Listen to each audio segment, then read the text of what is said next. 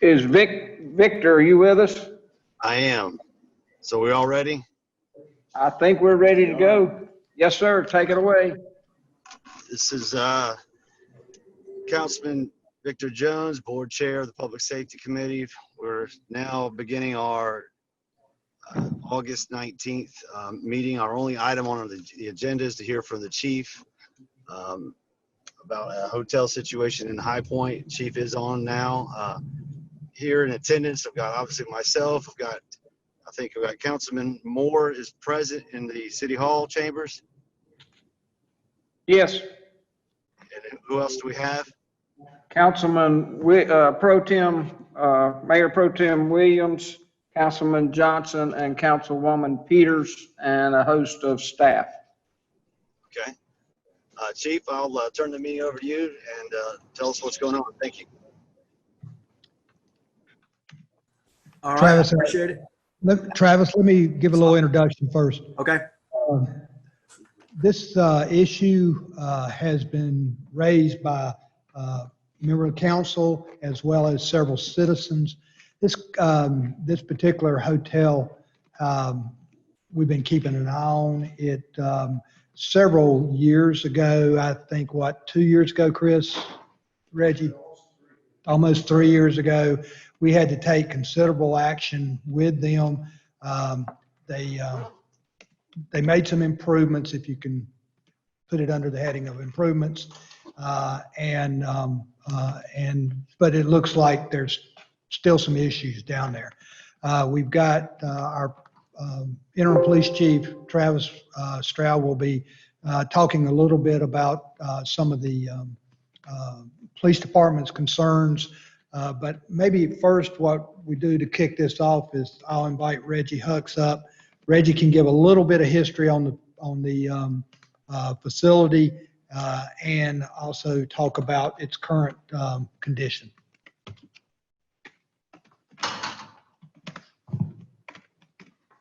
Good afternoon. Afternoon. Yeah, we have some for, yeah. I would say late 2017, early 2018, we had some complaints with the Travelers Inn. We went out and did an investigation of the property. There was 3 modulars that was attached to the property. We condemned those modulars as a fire in one of them. We found out people were living in them permanently. We condemned those, and we were successful in getting those modulars removed off the property, demolished.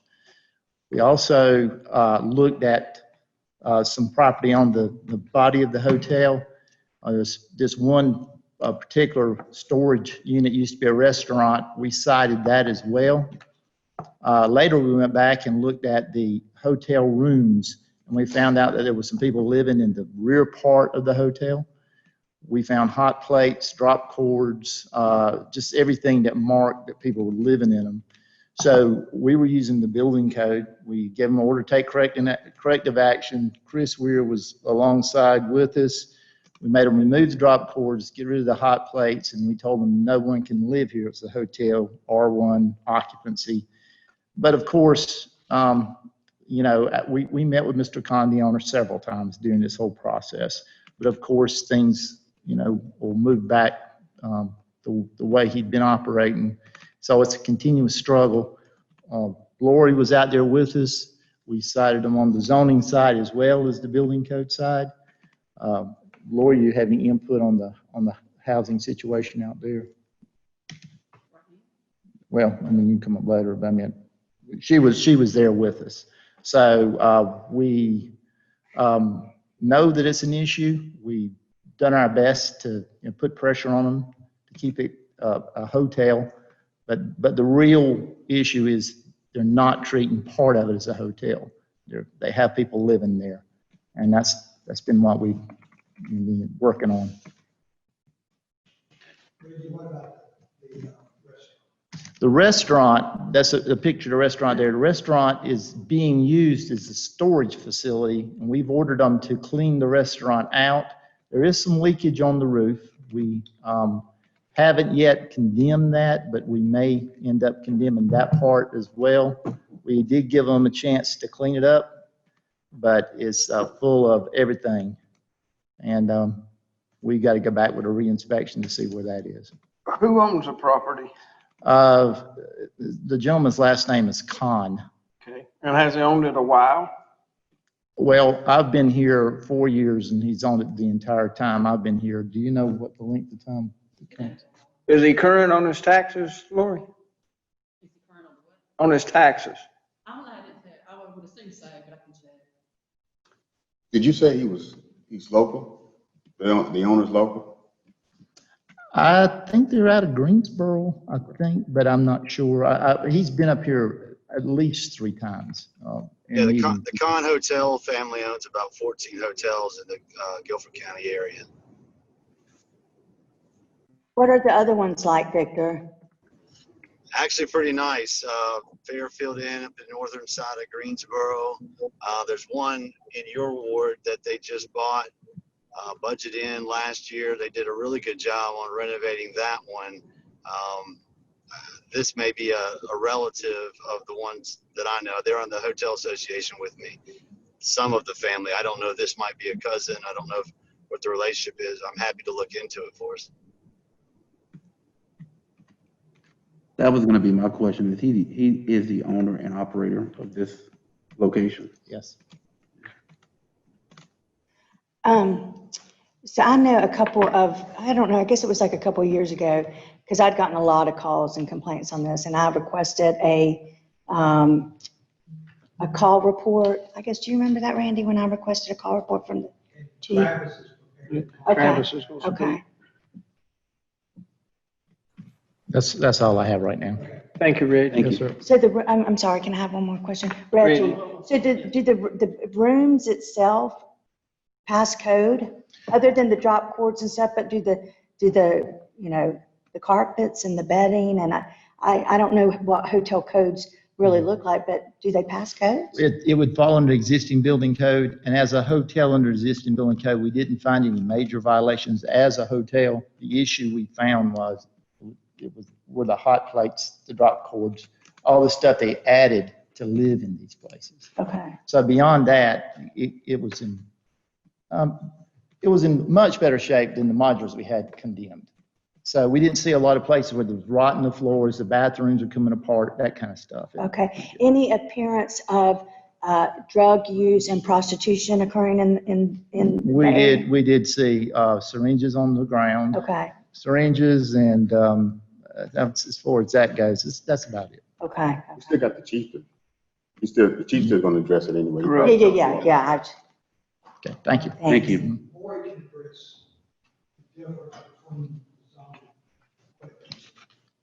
So the issue that, as far as zoning goes, is the using it for extended stay. They're using it, people are using it for their primary residence, not just for a week or 2 or 30 days of staying somewhere.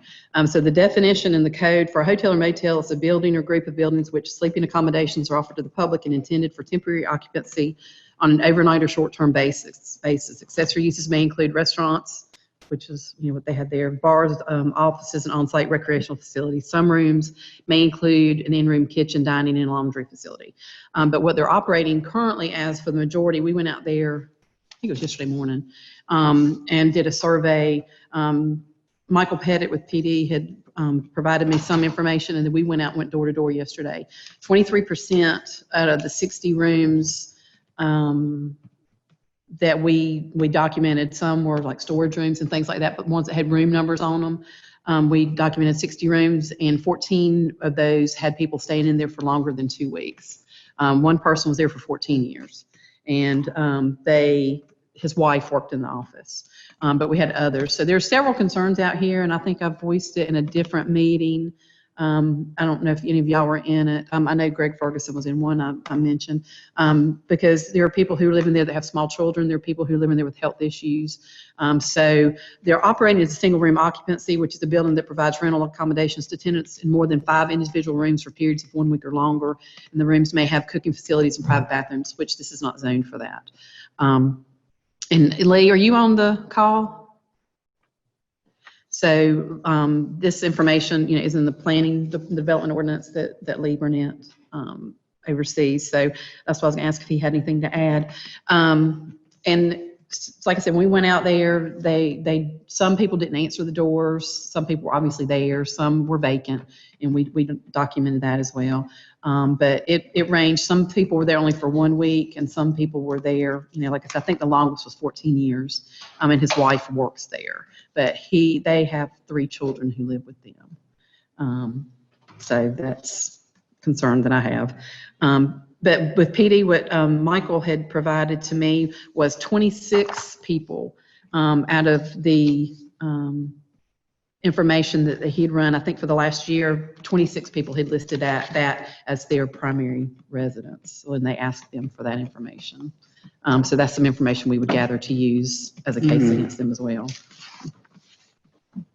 Do you have any other questions on the zoning part of it, or? Thank you, Lori. You ready for Travis? Okay, Chief Stroud, Victor, you want to get the chief going? Yeah, Chief, go ahead. Okay, we're looking at our strategic intelligence unit. We ran 2 years worth of data on 2429 West Green Drive, July 2018 to July 2020.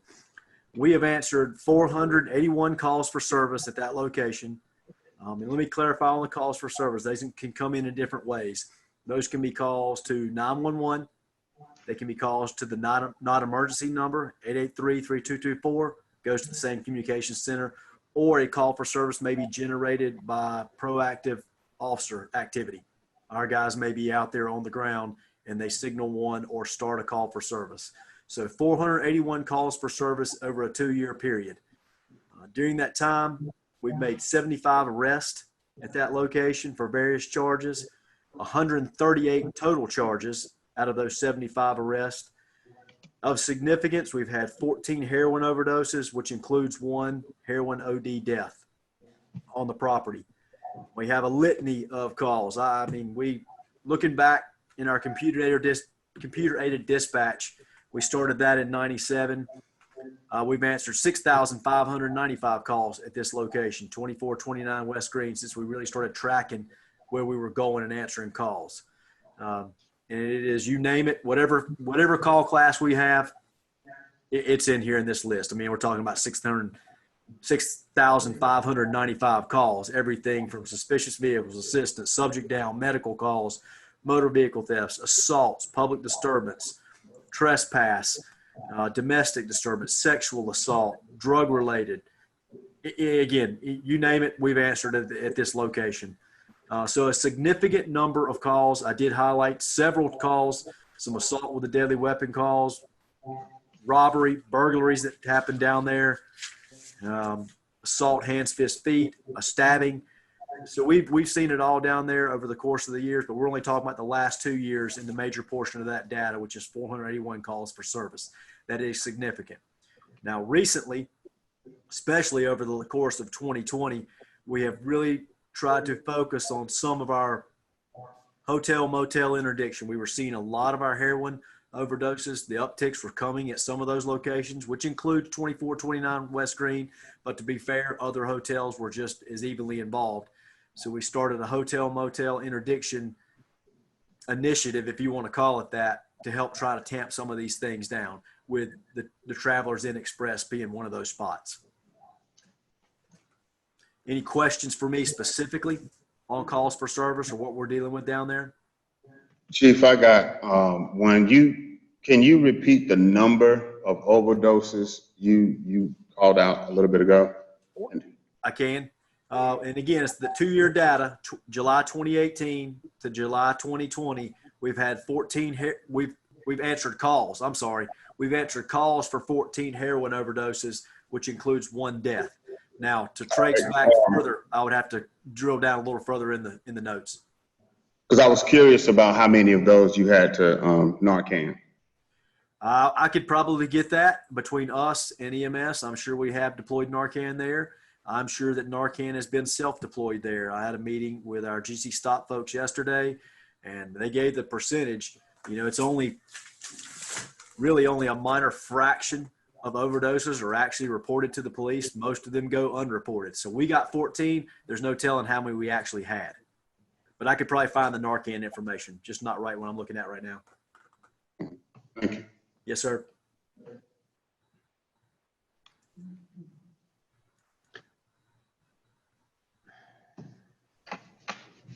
Are there any other questions for the chief?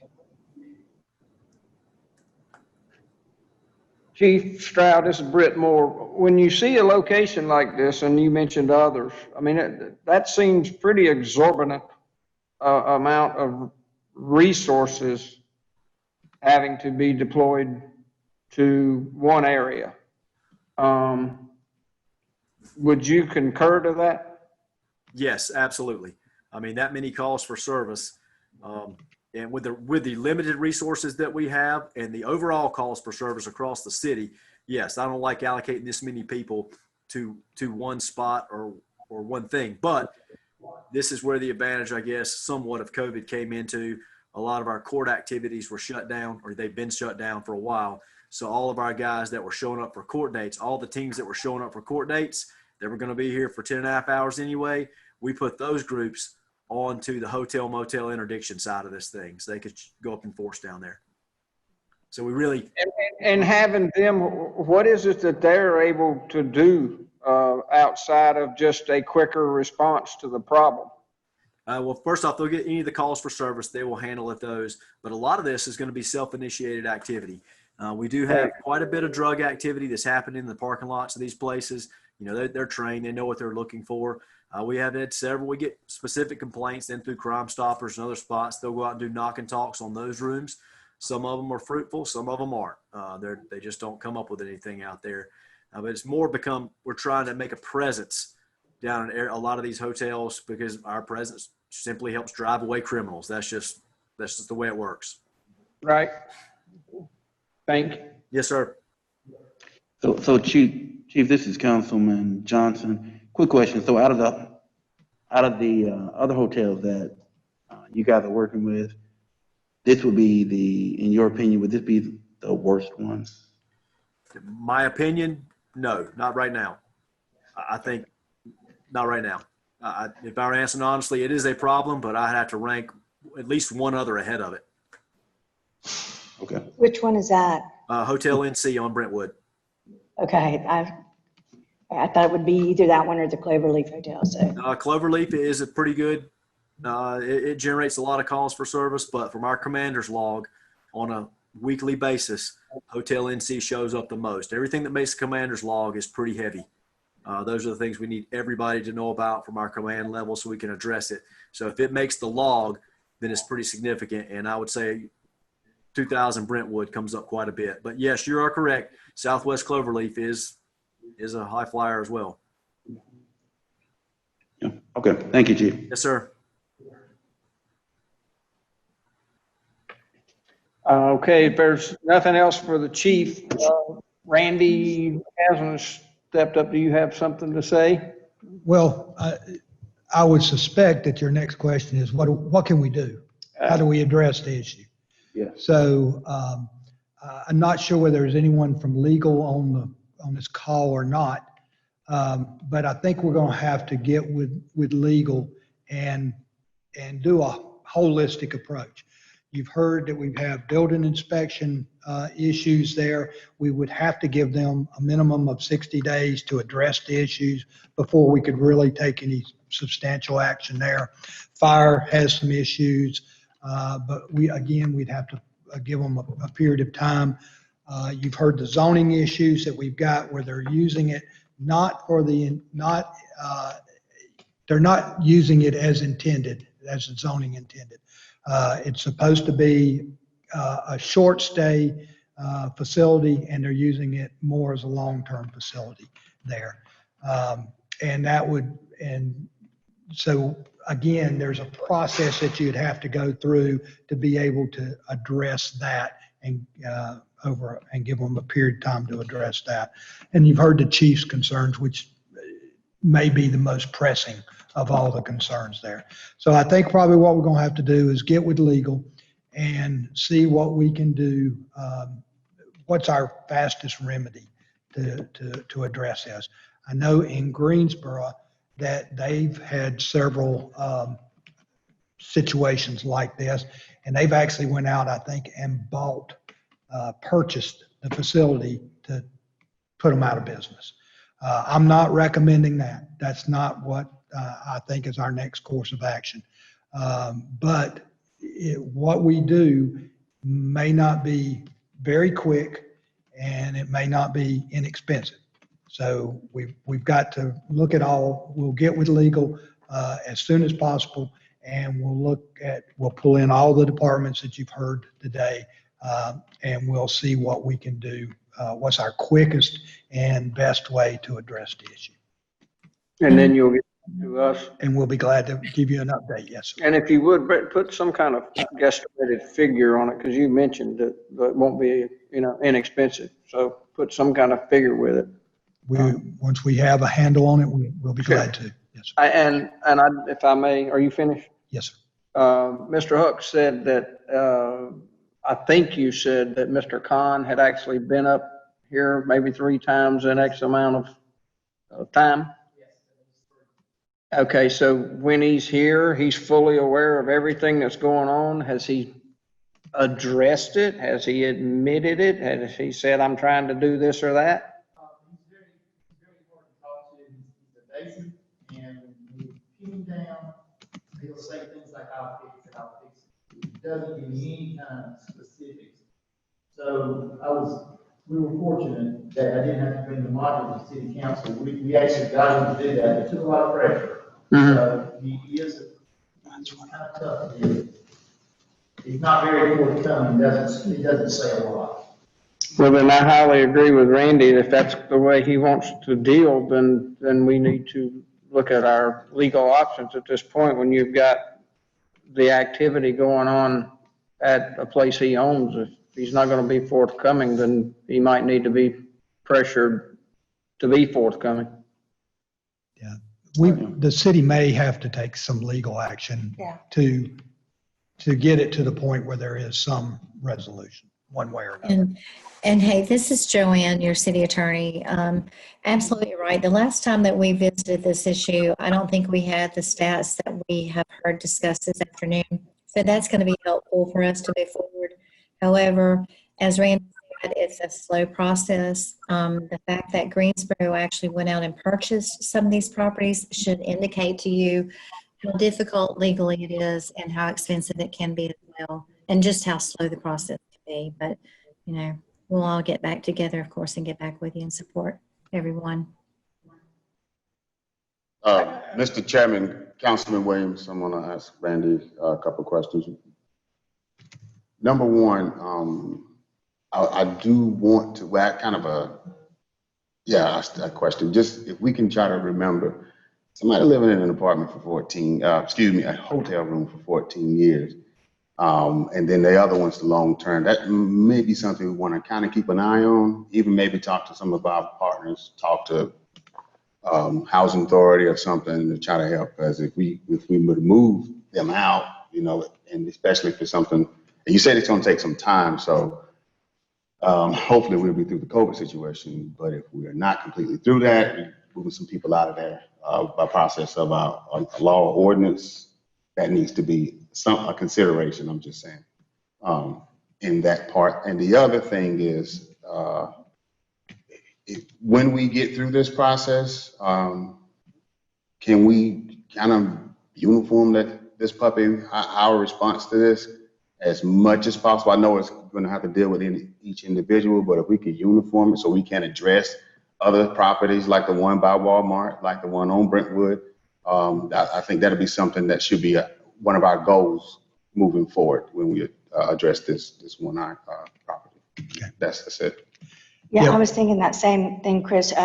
Chairman Jones, if you don't mind me making another comment, because I was thinking that maybe while staff is going through this process, it could save time and energy if they looked at the top 3 or 4 at the same time to see if they can even get the process going on all of them at the same time. We will do that.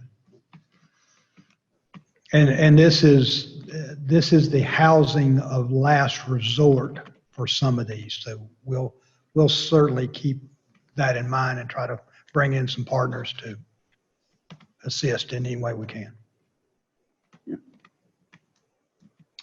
Do we have any other business needs to come before this council? Do any other council members have any other business needs to come before this committee today? Don't see any. All right, seeing none, we are adjourned. Thank you. Thank you. Thanks, everybody.